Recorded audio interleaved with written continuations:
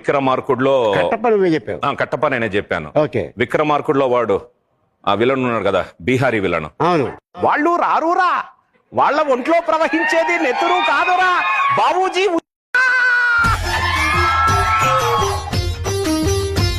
Okay.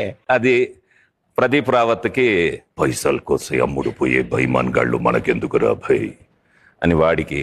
So నన్ను చంపి ఈ సమాధిలో కొల్లబెట్టావే బొమ్మ ఉంది కదా, అవును, అది ఒక నలుగురు విలన్స్.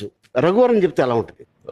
అరుంధతి నీకు పెళ్ళ, నన్ను చంపి సమాధిలో కుళ్ళబెట్టిన నిన్ను వదిలిపోమ్మాలి. ఆయన ఒరిజినల్ ఆ టెక్స్చర్, ఆ వాయిస్ టెక్స్చర్ పట్టుకొని ఆయన స్టైల్లోనే చెప్తాను. సో దానివల్ల ఏమవుతుందంటే ఆ ఆర్టిస్ట్కి ఎంత ఇవ్వాలో వాళ్ళ వాయిస్ ని బట్టి అది విని నేను చెప్పేస్తూ ఉంటా. సో దానివల్ల వేరియేషన్స్ ఎక్కువ ఉంటాయి. నా దాంట్లో ఐడెంటిటీ తెలీదు. ఇది రవిశంకర్ చెప్పాడని చెప్పలేరు. చాలా చాలా చోట్ల చాలా